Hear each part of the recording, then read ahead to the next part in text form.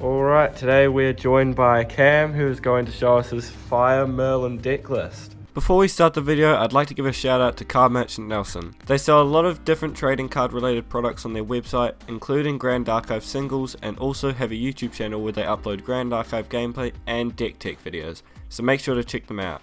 Alright guys, so we'll start off. This is Fire Merlin and we're playing as much draw as we can. To that end, we're playing 4 Increasing Danger, still one of the only pure +1s in the deck, and we're playing Cremation Ritual. This card works really early on because we play a lot of 2-cost allies that we want to get to the bin in order to get effects off of them, like Library Witch, Stalwart Shieldmate, those sorts of things. You can use on turn 1, 2 cards plus the 1 is 3, and then 3 cards plus the 1 is 4, 7 cards in total to play like Library Witch or Stalwart, sacrifice it to Cremation Ritual, draw 2, maybe play like an Idle Thoughts or something afterwards, and that's a really, really strong turn 1. Increasing Danger is obviously also really good turn 1, but it's pretty much strong anyway. As part of that, we're playing red. Of course, we're playing the Draw Discard package, or the Discard Draw package, depending on what you look at it. 4 Hasty Messenger, still one of the best allies in the game. There is a lot of floating memory in this deck that you get to use with Hasty Messenger in order to just basically generate value. We want to get to both Merlin level 2 and Merlin level 3 as fast and as consistently as possible. Hasty Messenger allows us to do that, obviously with floating memory, but also on the turn that we go to Merlin level 2, it's nice to be able to eat 1 floating memory, even if it's our own, because that means that when we go to level 3 Merlin, if it's next turn or if we go on, to it on a dungeon guide, we will get the trigger right away. So it's kind of like cycling a card. And Creative Shock, obviously this card doesn't really need any explanation, but probably needs a ban. In a deck that you start out being warrior, but end up being mage, being able to use the second half of this card that no one has access to usually, except like Rise obviously, and even then they don't really care, they'll discard like Voltaic Sphere, is absolutely nuts. This deck is sometimes light on win conditions, people say. I've had other people test it and say that like when we get to it later I'll show you, but basically they're like, oh, I don't really know how to kill. Pointing 2 damage at their face are like 3 times to 4 times, because reasonably that is how many of these you will play and activate, is ridiculous. So that's like, you know, 4 to 8 extra damage quite easily. Usually you're playing one of them without being a mage yet. So on top of that, we obviously have the pretty much the same floating memory package as always. Tempered Steel, exact same card it's always been. It's always on floating memory. It's occasionally good if you've got like Prismatic Edge and you want to hit them for 3 twice or something. Just one of the best cards for fire in the game. Flame Marine Swordsman, this guy is crazy. In Fire Xander Original or Fire Xander Luxem, both of which I've tested quite thoroughly. Not having a 2/2 makes it a lot harder to get through X and 4s, like a lot of the Ace and Protectors, Phalanx Captains and the like. So this being a 2/2 is great. You can't play this and then Cremation it off going first, partially because you don't have enough cards, but also even if you did, it wouldn't be floating memory on, so it's a little bit later. It usually gets discarded, but as a 2/2, that's a lot of value. Twice as much clock as all of the 1/2s that like Fire Xander had to play, for example. That brings us then to the rest of the floating memory package. We've got 4 Idle Thoughts, still one of the best cards in the game. You can cast it as the last 2 cards you draw off Cremation Ritual. You can cast it turn 1 to make sure that you always have level 1 the next turn. With Idle Thoughts specifically, I like to play it after I've drawn all my cards for the turn if possible. This is because I like to have as much information as I can when I go to make the stacking decision, and if I was to cast it before I drew all of my cards, for one, a lot of the draws, since it's like draw discard, I might not have another floating memory or something as valuable to get rid of, but also just that I would probably draw through all of those cards anyways, and so this would kind of be wasted at that point. Obviously on turn 1, it's fine to cast basically whenever, you know, you still want to cast it at the end if possible, but you're not likely to get through all of those cards quite as quick because you've got to, you know, rev up a little bit before you really start to spin the wheels. This, however, still one of the best cards. Absolutely love seeing it, love opening it, love discarding it. Absolutely great card. And then the other one that has probably been one of the bigger like updates from FTC is Stalwart Shieldmate. Taunt 0/2 floating memory. They have to attack this card to kill it eventually, and even if they don't, it being available on turn 1 as a player and then play Cremation Ritual is obviously really good, or just Creative Shock, discard it, more always on floating memory. I value it much higher than I ever valued Honorable Vanguard, which, you know, 1 power versus the ability to always go to the grave, because you could ignore Honorable Vanguard, like your opponent doesn't have to attack it. It's 1/2, it's not going to do a lot, but they always have to kill this if they want to get to you, and that's really, really helpful. Then the other card in here as well is Library Witch. Similar sort of thought process as Stalwart Shieldmate. Really good to turn 1 Cremation Ritual because it's actually like a +1 at that point. You use 2 cards, this and the Cremation, to draw 3 cards, 2 from the Cremation, 1 from this. And 0/1 Intercept does slow down a lot of the more mid-range control decks that don't have as many attacks in them. I wouldn't expect this or Stalwart Shieldmate to save you against the hyper fast aggro decks because they tend to spam out on the board, and a 0-1 or a 0-2 is probably not going to stop them. There are some instances where that's not quite true, but we'll get to those in a bit when I show off some of the more text. So yeah, even when you're in the middle of going off later in the game, Cremation Ritual, off of which is like 5 cards plus 2 from hand to draw 3, is still one of the biggest like increases in card economy that you actually can have, which is really, really huge. So this is the card that changes how Library Witch and Stalwart Shieldmate play in that matchup sometimes. This card is ridiculous. This card is one of the only ways to not die to the most aggressive aggro decks in the game currently. Before this, when everything was like Rending Flames central, we were playing Deflecting Edge in decks that didn't have swords or would summon swords because they just like needed some way to not die, and this is just a better version of that. Preventing 3 damage from everything is obviously way stronger. Being able to be played for free, that comes up. In this deck especially, because of all of the draw in it, you're pretty happy to like fade a battle step by fading a draw, so you just do it. Having this in hand will always make you feel safer, even if it's like your last card. And against especially the green deck and the red decks, so the green allies and the red allies that is, this can like literally like pass an entire turn for free. Quite ridiculous. There's specific interactions on Shieldmate and Witch is that you can target these and then they get to survive. So if I wanted to say Cremation next turn, I might target the 0-2 or the 0-1, and then they have to keep attacking it if they want to attack you. And like, you know, if they're attacking for like 3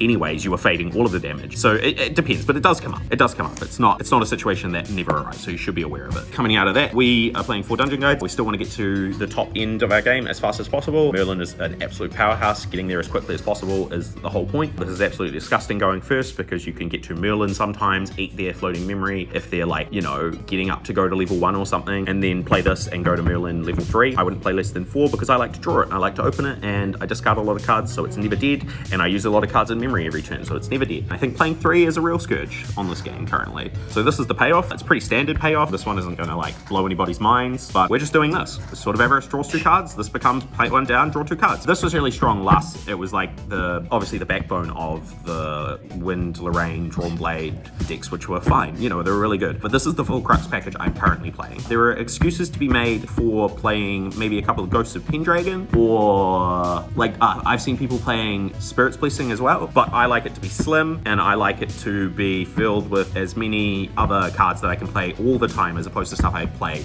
only when I get to level 3. Sword of Avarice is obviously great, but the card that actually needs to get banned here is Spirit Blade Ascension. So in my opinion, Spirit Blade Ascension and Creative Shock both need to get banned, in which case this deck will be a lot worse, if not just bad, but probably not going to happen until after Ascent Houston at least, so hey, maybe you'll get some fun there. Cruxite is ridiculous. Buying back Spirit Blade Ascension is all you need to do, but you can also Cruxite, buy back Cruxite if you're just chaining them off the top with enough cards in hand, which happens because the way that the deck works, and we'll get to that in just a second, is that you do end up having a lot of cards in hand before you recollect. So here we have some win conditions. So we were playing 4 Fireballs because it kills people. This card regularly hits for 6 to 10 damage, depending how long the game's going. Generally 6 is like your minimum, and 10 is, if it's hitting for 10, the game should be over. But I had multiple people who were playing the deck complaining that there weren't quite enough win conditions, so we took out some Raccoons, upped Resolute Stand to not lose to more aggro decks that have been popping out, and we added Sudden Steel because this card is just a free 5 damage. I debated between this and Rending Flames and came to the conclusion that with the cards that other people are playing, a lot of the time, through like Resolute Stands and stuff, these cards will actually deal the same amount of damage, Sudden and Rending, but Sudden is free, which is crazy.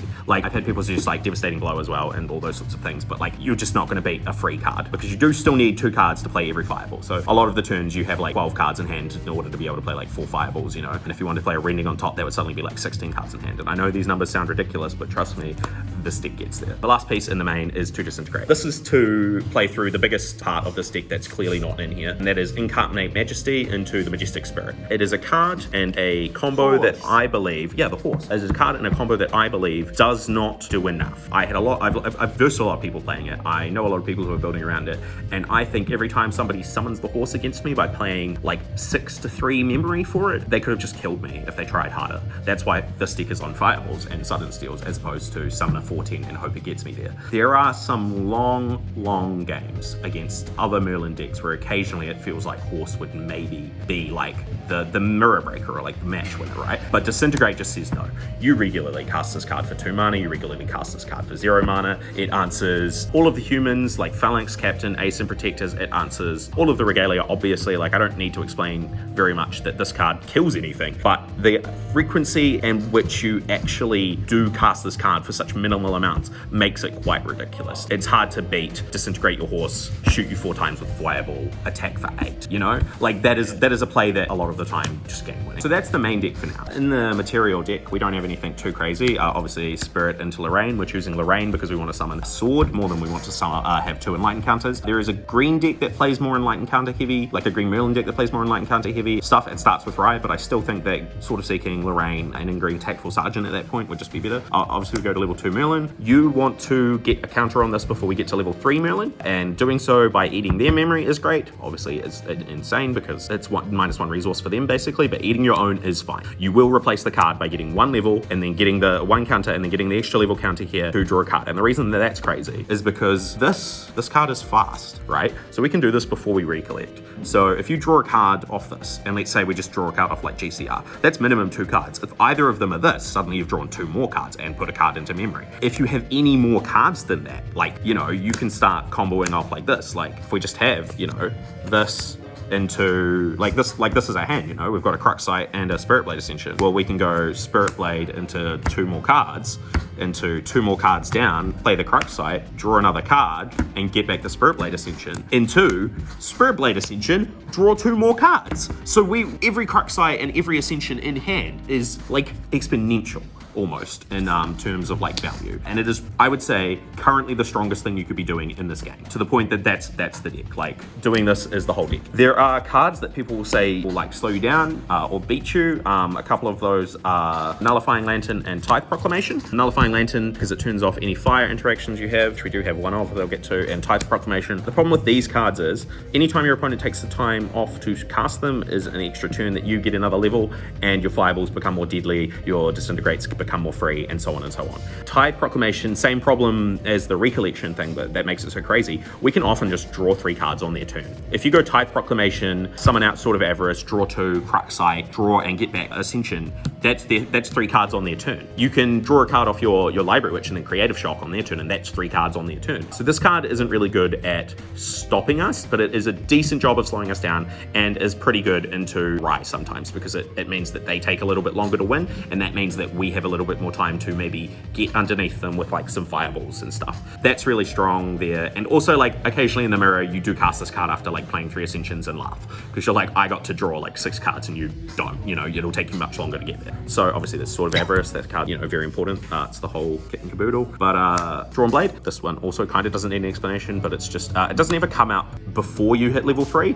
but later on after you hit level 3 you do start wanting more things to summon, and this turns any card in your hand, any floating memory that you discard, because usually you do have more floating memory to keep discarding after we draw so many cards, into another draw, which allows us, again, before recollection, to keep playing fast cards and like really doing stupid stuff. We played Grand Crusader's Ring for the same reason. We play Sword of Adversity. I've chosen this one over Ornamental Greatsword, often because this deck doesn't start with a creature in play on turn that we level to 1, so I would rather have a 2/1 than Ornamental Greatsword, which is obviously like a 1/1 giving something else +1. That's because I like to kill other people's X and 2s, like their hasty messengers and stuff. It does mean if you attack with this and lose it, when you don't summon Sword of Seeking, there we go, there's my Sword of Seeking. Yeah, so when you don't summon Sword of Seeking, this is the usual one that we get off of level 1 Lorraine. You won't have a sword going into level 3 if you turbo there, so you might have to like slow down as Merlin to summon out like another sword, but that's okay, because if they're choked on resources and you just keep eating like 1 floating memory every turn, you're gaining levels still, and you've got time. So yeah, Sword of Adversity, killing like their hasty messages and stuff is really strong. And then the last one we're playing is Fire Tongue, and that's because I wanted a card that would work with the trigger to give yourself +2 as many times as it needed to. So this is the only other card that gets turned off by Nullifying Lantern. I don't think I've had a game where my opponent managed to choke me successfully with Nullifying Lantern to the point that I could not do anything, but the threat is occasionally there. But yeah, attacking every turn, putting an extra counter on it because you've got so much fire, and then every other turn it's 4 attack. This is the most reliable way I could see to keep abusing that ability. So that's the material deck as it stands. And then lastly, we've got sideboard. We'll got something that I consider non-optional. Prismatic Edge, this card is going to be worse in the main than, say, Sword of Adversity or like maybe Nullifying Lantern or something, if your meta is just fire v fire. Like if you're playing fire and they're going to be playing fire, this card's much worse. But in every matchup that is not fire versus fire, this card is ridiculous. When you're playing blue, shooting them for 3 and drawing a card is almost as good as drawing 2. And when you're playing against green, shooting their guys for 3 and like taking a card out of their memory, backbreaking. So this is, I'm pretty sure this is non-negotiable in the side or extra somewhere, in the material rather. You will find space for it. I'm just playing it in the sideboard right now because there's a lot of fire in our plays. Of course it's me, so I'm still playing one of each bauble. I love drawing an extra card in every matchup. I like being able to access my cards all the time instead of only sometimes if I'm playing extra deck stuff, which makes the rest of my side deck a little bit sad. The other two disintegrates. When you're playing longer games, you really do just want to draw this card and cast it. Obviously against the horse decks, they can summon horse, like, you know, in theory, like up to 8 times if they're like Crux Siding Balls and stuff like that. But you just want the ability to kill it. You want the ability to kill Nullifying Lanterns maybe, Tithe Proclamations, Ace and Protectors, Phalanx Captains, just a bit of everything, you know? This card, honestly, really great, and I love going up to 4 of it so that I see it more often and feel like I can discard it with a little bit more regularity. And then the last card I'm playing is probably the most flex spot that I have, Blazing Bowman, another card that loses a little bit to Nullifying Lantern, but most people won't summon it against you. This kills X4s against green decks. The other consideration was Seeking Shot, which I believe also attacks humans for 4, but this one always attacks for 4, assuming you've got a red in the grave and can't be retaliated. So usually this will eat their Ace and Protector, which even if it's awake, can't retaliate against it. So that means that it survives, or it'll eat their Phalanx Captain. And that means that we are likely to get them to attack it in the next turn. And if they don't, it kind of just sits on the board and deals 2, or is cremationable at the very least. If I feel like I'm not running enough threats, I may add in maybe like 2 more sudden steals so I could up on that, or potentially like even like Rending Flames or something. But currently this is what I'm at for beating some of the aggressive green decks and maybe even some of the like aggressive red decks. Yeah, so that's the whole deck. The average turn I found, like when you get to level 3 with Merlin, really does involve drawing like 10 cards pretty easily. I think my record is like maybe 25 in a turn. That was both before and after Recollection. But before Recollection, drawing 6 cards is like pretty standard. And then recollecting with like 10 cards in hand and just being like, okay, well I don't have to do anything because if you try to do too much, I'm liable to just fireball you to death.